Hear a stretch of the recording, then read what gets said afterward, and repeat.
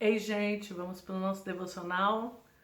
Vamos ler hoje Mateus 8, de 23 a 27. Mateus 8, de 23 a 27.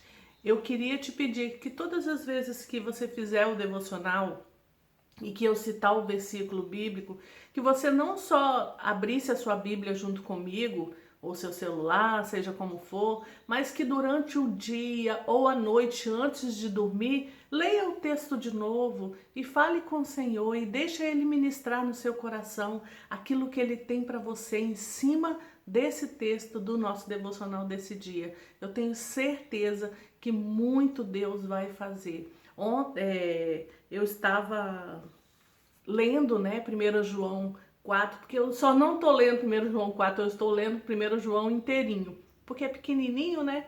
Aí eu estou lendo e vou fazer essa leitura como eu propus a você, eu estou fazendo até o final do mês de abril. Então eu comecei a ler e pedindo ao Senhor para ministrar e foi entrando a palavra assim no meu coração e eu sei que lendo ele todos os dias muitas coisas o Senhor vai fazer na minha vida e muitas transformações vão acontecer na minha vida. Por isso que eu compartilhei com vocês esse desafio de estar lendo todos os dias o mesmo texto. E é tão engraçado que depois que eu lancei esse desafio para vocês, eu recebi um livro que eu tinha comprado, já tinha uns 15 dias, do pastor Luciano Subirá. E o início do livro fala sobre o quê? 1 João 4. A hora que eu abri o livro assim, eu fiquei chocada. Eu falei assim, Senhor, realmente o Senhor tem muito a me ensinar nesse mês em que eu vou estar estudando 1 João.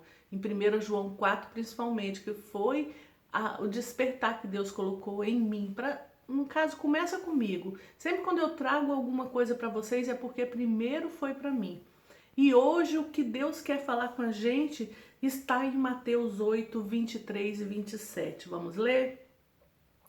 Entrando ele no barco, seus discípulos o seguiram. De repente, uma violenta tempestade abateu-se sobre o mar, de forma que as ondas inundavam o barco. Jesus, porém, dormia. Os discípulos foram acordá-lo clamando: Senhor, salva-nos, vamos morrer. Ele perguntou: Por que vocês estão com tanto medo, homens de pequena fé? Então ele se levantou e repreendeu os ventos e o mar, e fez-se grande bonança.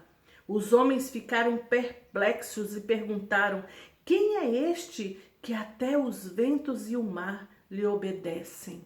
Aleluia! A palavra que eu quero deixar para vocês hoje é bonança. Então ele se levantou e repreendeu os ventos e o mar, e fez-se completa bonança. Tem aquele ditado que fala, né, que depois da tempestade vem a bonança. Nós estamos vivendo dias aqui, esses dias, com chuvas. Então vem nuvens negras, por exemplo, eu estou aqui gravando para vocês e na minha frente, atrás tem um sol e na minha frente tem nuvens muito negras vindo na direção aqui da minha casa. Então, assim, nós estamos vivendo esses dias assim. E sempre quando vem essas nuvens bem carregadas, essas nuvens bem negras, chove bastante, às vezes aqui dá muito relâmpago, né? Muito trovão. Então, às vezes vem essas nuvens assim bem carregadas, essa chuva forte. E depois, quando vem o sol, eu sempre fico admirando, eu sempre fico olhando, porque depois que passa a tempestade, que o sol volta, eu não sei se você já reparou, a sensação que eu tenho é que o sol brilha mais. Lógico que não é, né? Mas a sensação que dá é que o brilho dele tá maior e que tá mais, né? Mas por quê? Tá tudo molhadinho, as flores, as plantas, tá tudo molhadinho, bate o reflexo daquele sol maravilhoso em cima, e fica lindo. Aí vem o arco-íris, né? Vem um monte de coisa. Então, comece a reparar depois da tempestade, quando estiver chovendo onde você mora. Começa a reparar quando o sol aparece logo depois da tempestade. Começa a ver que lindo que é. É muito lindo. E nós estamos vivendo dias que a gente está no meio da tempestade. Um dia desse, eu sempre falo aqui com vocês, o olho do furacão, estamos no olho do furacão, e eu recebi uma notificaçãozinha de notícias, né? E eu fui ler sobre e ver um videozinho sobre o olho do furacão.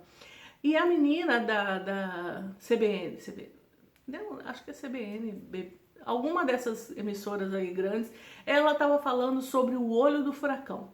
Então ela falou, no olho do furacão mesmo, quando aquela cidade, aquelas casas que estão ali debaixo do olho do furacão, não tem vento, não tem nada. O furacão fica ali no olho, é calmaria total. Mas ela estava falando, mas você tem que ter muito cuidado, porque logo depois, você não pode sair quando está no olho do furacão, porque logo em seguida vem uma tempestade, vem uma ventania muito maior, porque o olho do furacão é redondo. As paredes, ela falou que aquela redondeza ali das paredes do olho do furacão são ventos muito, mas muito fortes e destruidores.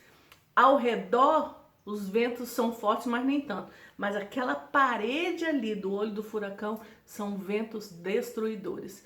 Então, assim, eu sempre trago falando com vocês sobre o olho do furacão, e na realidade o olho do furacão é calmaria, mas é uma preparação para o que vem depois, que é a parede do furacão, que o vento é maior. Mas na questão da tempestade é diferente. Comece a observar.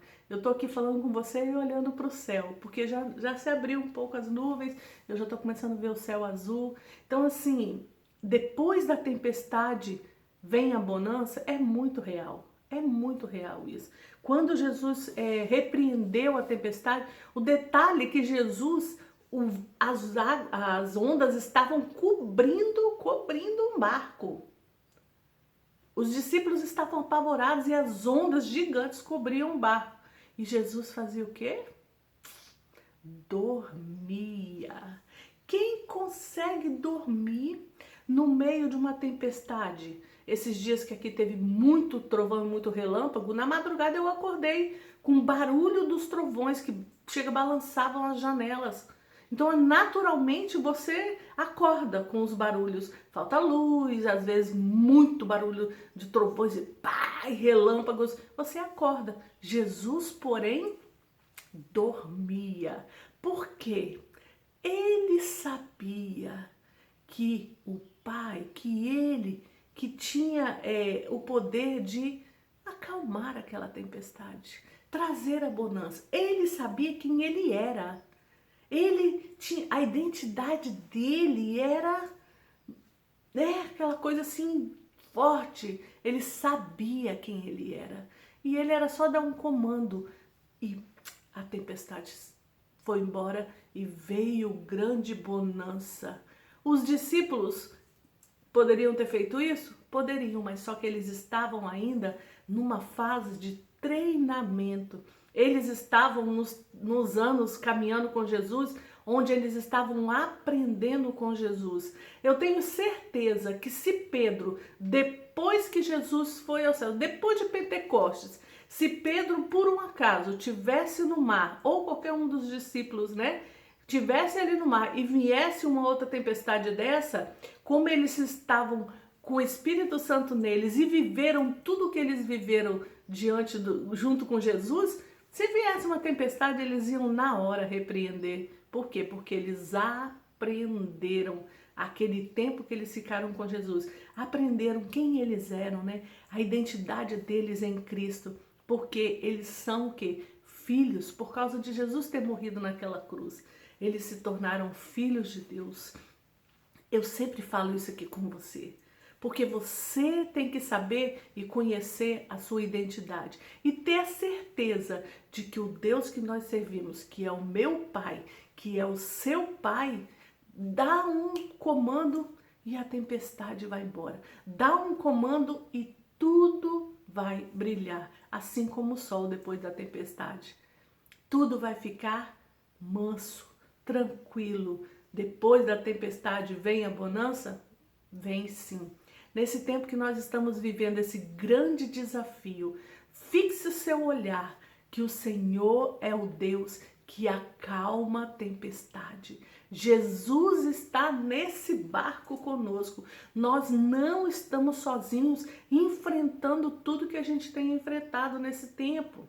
Nesse tempo de pandemia, nesse tempo de isolamento social, nesse tempo de muita confusão nos meios políticos, a terra foi revirada. Não sei se você prestou atenção nisso, mas a terra ela está sendo assim revirada para que todos vejam quem é o nosso Deus.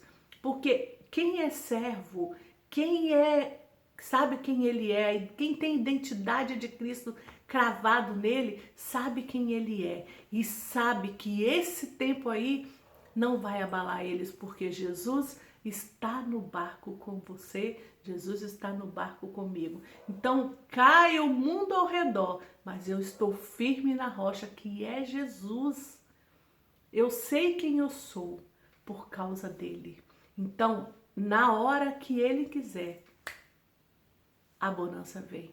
Essa tempestade acaba. Deus tem propósito? Não sei. Eu não fico perguntando para Deus por quê. Não, eu só sei quem eu sou e que o Senhor está comigo e que Ele está caminhando comigo. Então, não importa o tempo de tempestade que eu esteja vivendo.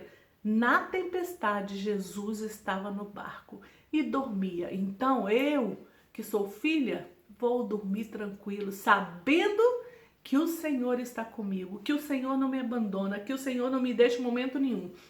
Vou guerrear as guerras sim, vou lutar sim, vou estar ali clamando, vou estar ali orando e vou estar agradecendo por tudo que Ele faz e por tudo que Ele vai fazer. Então, o que eu quero dizer aqui para você, que estamos vivendo nessa tempestade, sim, mas depois da tempestade vem a bonança. Então, já fixe os seus olhos na bonança que está para vir, na calmaria, na tranquilidade que estamos para viver, porque o Senhor vai fazer e vai tirar essa tempestade, essas nuvens negras que estão por cima das nossas cabeças.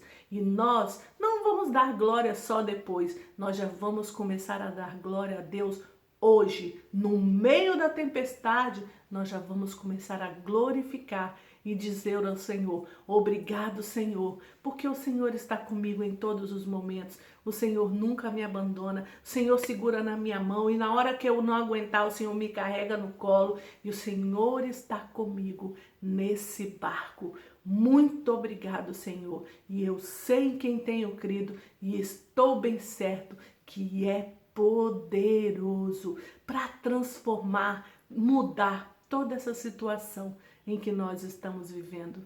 Você crê assim? Se você não crê, precisa mudar isso agora, hoje, porque tenha certeza que Ele está com você no meio dessa tempestade e que ela vai passar. E depois da tempestade, vem a bonança. E tudo ficou calmo depois que Jesus repreendeu aquela tempestade. Assim vai acontecer com a gente nesse tempo.